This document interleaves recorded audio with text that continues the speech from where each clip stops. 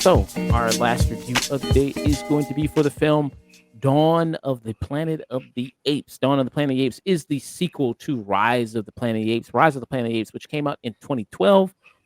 This one came out in 2011. I'm sorry, Rise of the Planet of the Apes Ooh. did. And Dawn of the Planet of the Apes came out in 2014.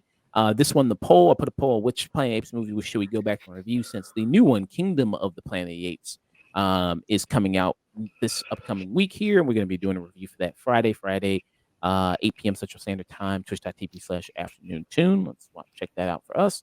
But Dawn of the Planet of the Apes. Now, this changes directors. The first movie had Rupert Wyatt on it, and then he left, and then Matt Reeves came in, and Matt Reeves would go on to direct this one, and he would go on to direct War of the Planet of the Apes. And I remember Rise of the Planet of the Apes. I think Rise of the Planet of the Apes was a big surprise for a lot of people on how good it was. This was coming at a time when most prequels were kind of crappy. People hated prequels. Usually it's like, why should I care about this if I already know what's going to happen in it? But Rise did a really good job of it with such an emotional story, wrapping you in there about this guy who wanted to help his father, James Franco, suffering from Alzheimer's. And he's like, I want to save him. And he does that. He forms this bond with Caesar. And then ends up, we see in this movie, because of that, him trying to come up with a cure for Alzheimer's. It kind of creates this disease there that helps apes and makes apes a lot smarter. It makes them, give this huge intellect, but it damages humans, and it kind of creates this virus that's killed off most of the human population. But there are still some survivors and humans still around. You see that's led by Gary Oldman here, like a camp of humans. And then you also have Jason Clarke in this, who plays Malcolm. Who's also one of the leaders of this group here. He looks like Woody Harrelson with a wig. So you think he looks like Woody Harrelson a little bit? Yeah. Oh wow. I never. I guess I kind of see that a little bit. Like, they kind of got big ass heads. I guess I kind of see that somewhat. But you see right here that there's a separation. Like, you see the apes kind of do their thing in the forest, and then the humans kind of do that thing. Like, at first, apes don't even think that humans are still alive. It's like it's been years almost since we've seen one, until one of them shows up in the forest and shoots one of them. It's like, we didn't even think one of them was still alive. But a lot of this movie is teetering on trying not to create a war between apes and humans. It's like, we do our thing, you do your thing. Let's create separate here. So, we have that. And we also see Caesar, who here is played by Andy Serkis, who's the leader of the apes. And then we also see now he has a son called Blue Eyes, that we had a whole family, a wife, and then also a baby on the way. What are your thoughts on Dawn of the Planet of the Apes there? Like the rest of these movies, I really like it. I like the almost like kind of Shakespearean take on this, and like just how dramatic it is, and like a very, like, as you mentioned, like, well, a lot of prequels were known for being like kind of crappy. Like, this one came out and just kind of like knocked out of the park. And I think it's like I think a good part of it's just like how straight it plays it for most of the time, and it still treats the apes like people in a lot of respects, but because they're treated a more realistic way of how we get to Planet of the Apes, as compared to like some other stuff, it's more like they have to get over the obstacle of like making you relate to like these apes and like be threatened by them, while them still having apish qualities, because they can speak and they can do sign language to a degree.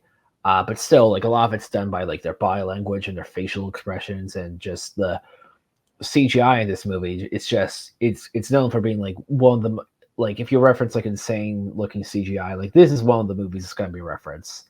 Like the bodysuits and like everyone doing that. Like Andy Serkis just looks great as Caesar, and it's also interesting because we have two villains in this. We have Gary Oldman, of course, who's trying to maintain the like human colony, and we have Kobu, who is Caesar's Kobo, who's Caesar's right hand man, and this whole thing is like this is his descent and like his madness. It's him going bananas. It's and we get to see like a really threatening villain, who is, a chimpanzee. Not a chimpanzee. He's a bonobo. Yeah, but no, he's a black bonobo kind of thing. And I did a little bit of research before this movie. Do you know who he's based off? No.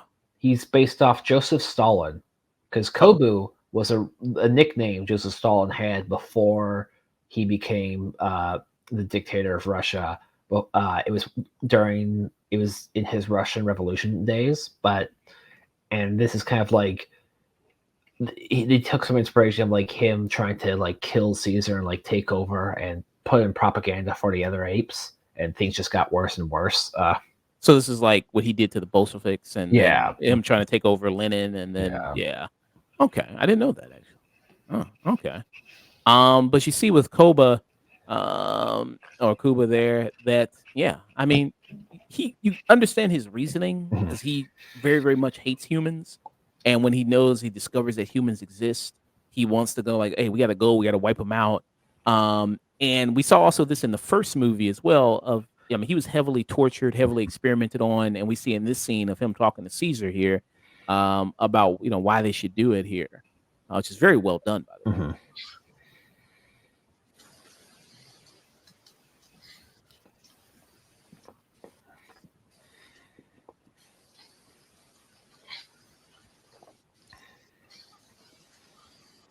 And by the way, this is subtitles because they're Mhm. doing sign language. What? Human. What? Human. What? Human. What? Yeah. And by the way, Ko is played by Toby Kebbell here, Mm. who also would show up in another movie, King Kong. He also show up in Skull Yeah. Island. Yeah, this does remind me a lot of the movements and like animation for the apes in this. It does remind me of Skull Island, where it's like where King Kong that was modeled to be more closer to a man with apish features. These like you see a lot of human qualities with like how they react and how they like articulate and how like sometimes they'll like even cry and stuff like that because like they're like closer to humans at this point to a degree. Uh, So it can be hard to just fully relate to like a protagonist and stuff like that. But yeah, Yeah, I mean, you see it in here in this scene where Blue Eyes. So this is after when Koba is betrayed. Caesar there, the other apes think he's dead, and because Koba basically fakes like an assassination there, blames it on the humans, shoots Caesar. People think he's dead. The apes think he's dead. And so that basically that angers the apes, so he can lead a revolution against the humans. And basically, it gives him an excuse to kill all of them. But you see that he's doing like he's just fighting for himself. He just Mhm, has a lot of anger there and wants to do it for himself. But this is really great work here. Just visually, look at the mhm, emotion here between like the face there. Really great work. You see kind of that the detail there is mhm. really well done. Um, I am to blame.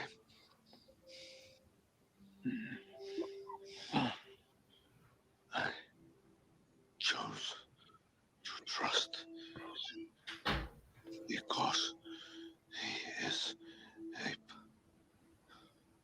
I always think ape better than human. I see now how much we are. yeah, really great face Mhm. work there, by the way, visually. Yeah. Yeah, It makes me think. I mean, he definitely should have been. I think he should have been nominated in yeah, the circus for this role here. I mean, I don't think you can create a whole new category for motion capture because it's like, I mean, how many people would you nominate a year for that? Because yeah, do it, but I mean, best actor for sure. I could definitely see that. yeah. Um, The Maurice also just looks like he just looks like a real orangutan for the most part, because yeah, you can still tell a bit with some of the apes like Koba or Caesar when they're out in lights. Like, you can see a bit of like human any circus in them, but like Maurice just looks like they got an orangutan to basically act. yeah. And I didn't know this. Is the orangutan Maurice is played by a woman? I didn't know that. Oh yeah, Canaveral is Maurice here. And very, very great work here. Very well done. I love that. how she was able to kind of portray that role. And Maurice is his trusted friend, best friend, advisor there, as you see in this movie. Also, there's going to be another orangutan who I guess is the best friend with a chimpanzee too, in this upcoming Kingdom of the Planet of the Apes. What do you think about the human characters? What do you think about Jason Clarke? What do you think about Kerry Russell, Gary Oldman?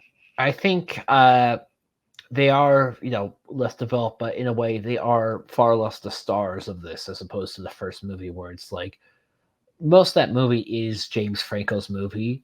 And here they're more secondary characters, which is a very smart, but also very bold decision of like, you're going to feel more sympathy for the apes for the most part in this series than anyone else. And you're going to hate the apes more than anyone else, but you're also like, because the apes are mostly the main characters. And the human characters are pretty decent. Like there's the son and the dad as like kind of a way to reflect Caesar. And they do, a lot of them do just want to do work for the most part and fix the dam so they can get energy to fix their place. And even though like you don't get as much in depth of him, you do see why Gary Oldman kind of is the way he is with like his kids probably died during the virus thing. Like the rest of his family died during the virus, which is why he's playing which is the first thing he looks to when he has power. He's just able to look up old pictures of them. But then it breaks out into full on war. Yeah, that's the scene right there. Yeah. And yeah, like he's also a way to kind of reflect Kobu of because of the apes, the disease went around and like his kids probably died from that, or they were just mangled to death. And that's why he's like willing to go to such great lengths. Kind of not one of Gary Oldman's most interesting performances, in my opinion. Like he doesn't really have that really big moment, but it's still like a good performance. Yeah, I mean, it feels like he's not in the movie all that much. No. It really doesn't. Yeah, he's not in it between the time of Jason Clarke and Kerry Russell, and then their family, and then the son Cody Smith McPhee, who we see he was a Nightcrawler in X-Men. He was also in that movie with Benedict Cumberbatch. What was that? The Power of the Dog. He was in that. He was in that. So, I mean, I do think, one thing, one of my complaints about this movie, the way Jason Clarke survives, because there's like explosive that they set up because the kid gets overrun by the apes, when he does just that. runs out. He just runs away from the huge explosion. I do think that is a little like at all. I mean, because this is a strong movie. I mean, it's pretty much, I think there's very few things to complain about. How he survives that's a little goofy, but that's fine. Any negatives for you with the movie at all? Honestly, not that much. These are all very solid movies. They're all kind of like secret blockbusters or secret hits, because they all do pretty well for the most part. I don't think any of these movies have like done badly. I mean, it's to the point where like they're kind of doing like their own mini extended universe with this. And like it's been going on since 2011. Like all these movies are very good, and like I maybe I would say I get why it happens, but when when Kobu shoots Caesar and Maurice tells the humans to run because the apes are going to go bananas, the way the humans are right there and like the apes are really quick, so it does feel like a bit weird that they all got away, but that's like for the most part pretty minor nitpicks. I just think these movies have just gotten like more and more solid for the most part.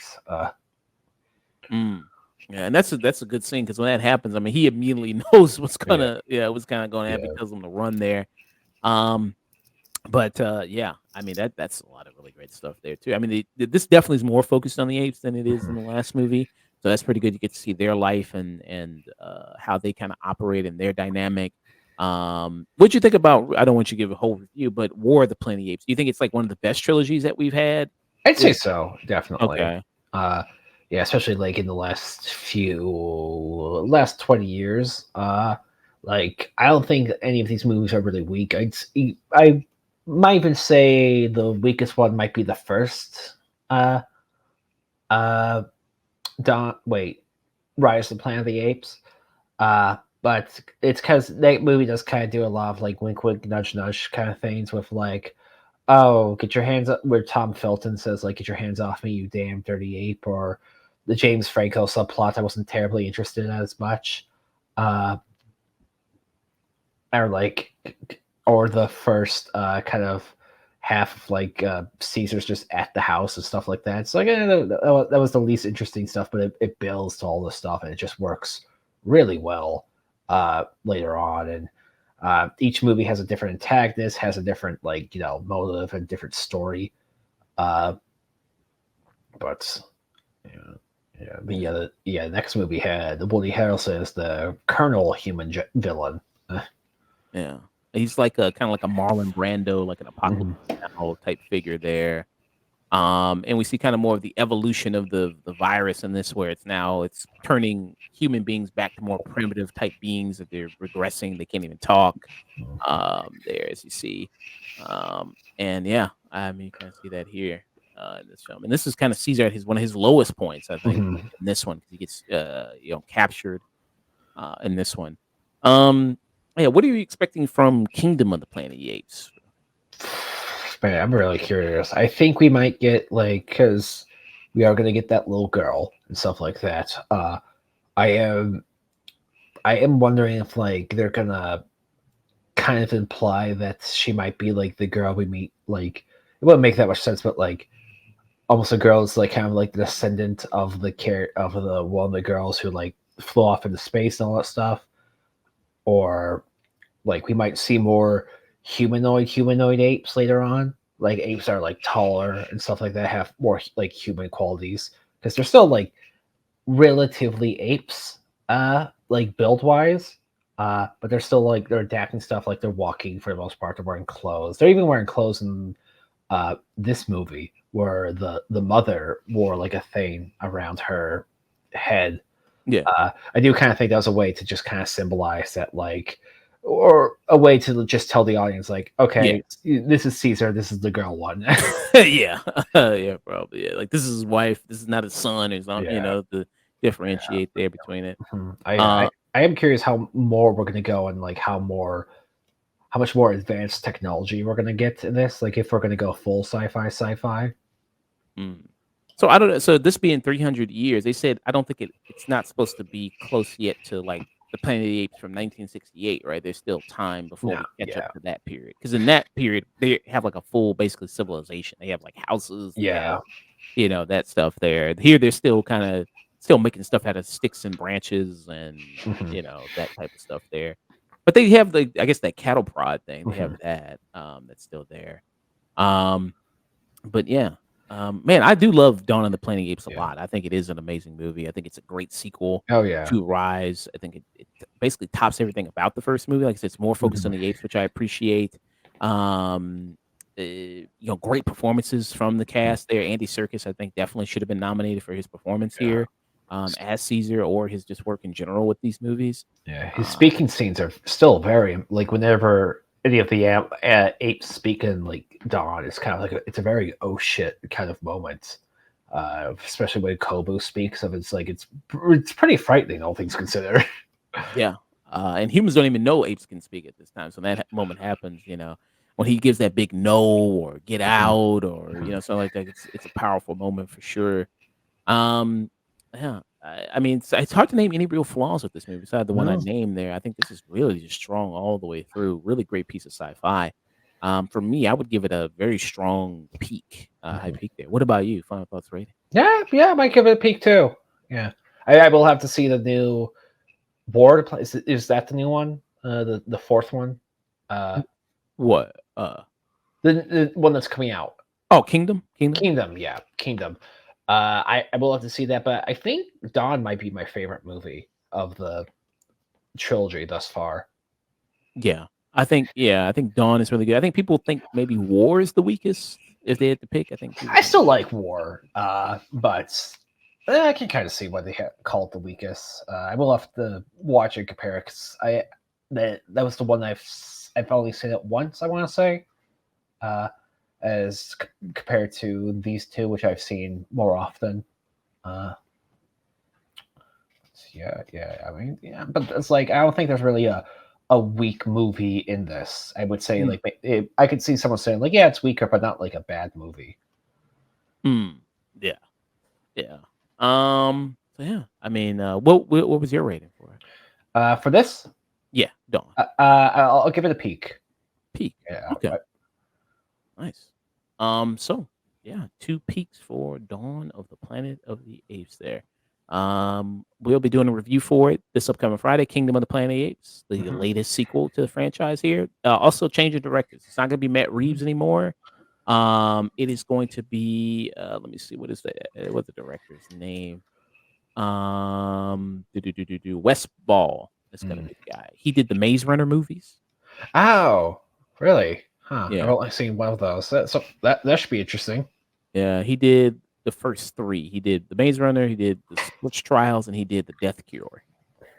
I think I've seen the first one. The first one's good. Yeah, I've seen the first one. That was definitely teen dystopian YA, the era for that. Yeah.